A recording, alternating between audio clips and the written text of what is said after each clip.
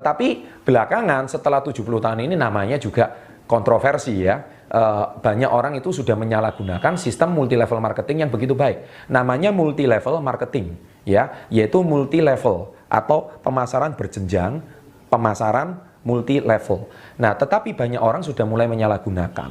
Nah, menyalahgunakannya gimana? Akhirnya beberapa puluh tahun yang lalu berdirilah sebuah asosiasi yang sangat terkenal di Amerika, yaitu World Federation Direct Selling Association. Ya, yaitu di situ dikenakan asosiasi federasi penjualan langsung di seluruh dunia.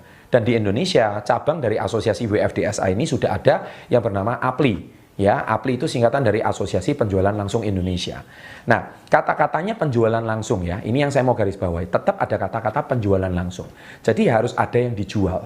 Nah, di sini saya mau bandingkan MLM itu yang benar dengan bisnis yang benar. Karena sebenarnya bisnis MLM itu cuma salah satu sistem pemasaran, tapi ujung-ujungnya tetap berbisnis.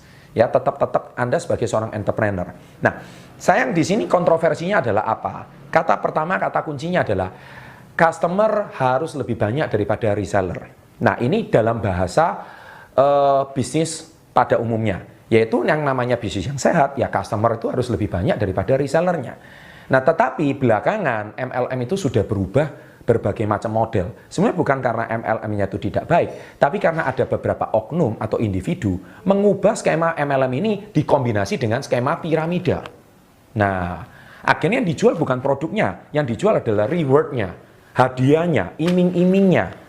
Sehingga manfaat dari produk itu tidak terlalu dipresentasikan, tidak terlalu dikembangkan, akhirnya manfaat produk itu tidak sampai ke tangan konsumen.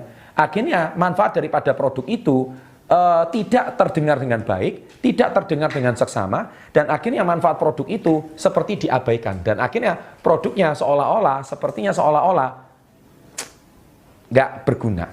Nah, sahabat entrepreneur, sebetulnya kalau saya mau kaitkan dengan bisnis pada umumnya, di mana-mana yang namanya customer itu harus lebih banyak daripada reseller.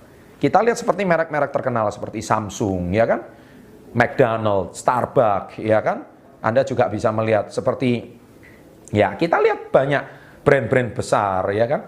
Itu lebih banyak customernya kan? Customernya bisa jumlahnya jutaan, puluhan juta.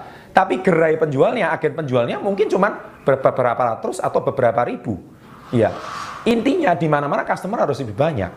Tapi MLM yang menurut saya agak aneh ini atau yang membuat kontroversi ini, justru membernya lebih banyak daripada konsumennya. Iya kan? Membernya lebih banyak dari konsumennya. Jadi sebuah perusahaan MLM itu sampai membernya jutaan gitu. Tapi konsumennya, membernya sendiri nggak mengkonsumsi produknya. Bahkan tidak menjual produknya, tapi yang dijual rewardnya, mimpinya. Nah, ini menurut saya aneh. Dan itu sudah hilang filosofi MLM itu sendiri. Ingat, APLI itu singkatan dari Asosiasi Penjualan Langsung Indonesia. Bukan Asosiasi Perekrutan Langsung Indonesia. Anda harus bisa bedakan. Intinya Anda itu harus tetap menjual. Kalau Anda nggak punya modal memberi waralaba, Anda nggak punya modal membangun pabrik, atau Anda nggak bisa membuka toko, ya gabunglah dengan perusahaan MLM yang menyediakan itu semua. Tapi yang membuat MLM ini kontroversi, karena yang dijual adalah iming-imingnya, reward-rewardnya. Dan akhirnya jumlah membernya lebih banyak dari customernya. Dan akhirnya perusahaan manapun, sahabat entrepreneur, bisnis apapun, kalau yang namanya lebih banyak agen penjualnya daripada pemakainya, ya bisnis itu pasti tumbang. Loh, apa jadinya sekarang? Agen Coca-Cola gitu, jumlahnya 1 juta. Tapi yang minum Coca-Cola cuma 500.000. Ya nggak masuk akal dong. Nggak lama lagi Coca-Cola bisa tutup. But it is impossible. Ya di mana-mana pemakai Coca-Cola ya jauh lebih banyak daripada agen penjual Coca-Cola. Mungkin agen penjual Coca-Cola ya cuma berapa sih?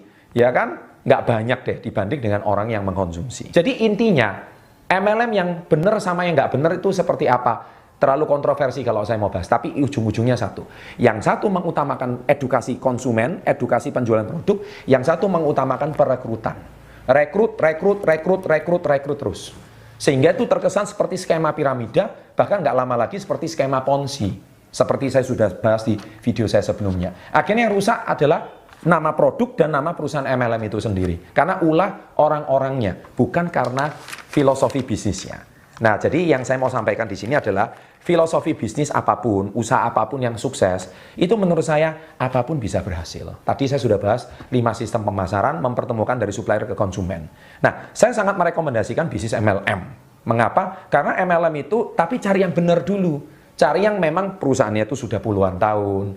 Ya, carilah perusahaan yang produknya memang sudah dikenal bagus di masyarakat, dan banyak orang di masyarakat tidak mau tahu sistem MLM-nya, tapi yang penting mau cari produknya. Nah, itulah saya rekomendasikan Anda bolehlah bergabung dengan perusahaan MLM seperti itu.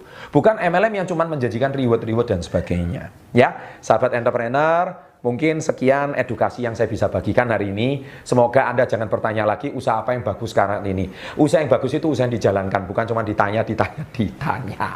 Oke, demikian tips saya kali ini. Semoga bisa memberikan Anda informasi yang jelas dan juga menjawab pertanyaan di kolom komen. Banyak bertanya MLM itu apa? Ya sudah saya jawab sepengetahuan saya hari ini. Oke.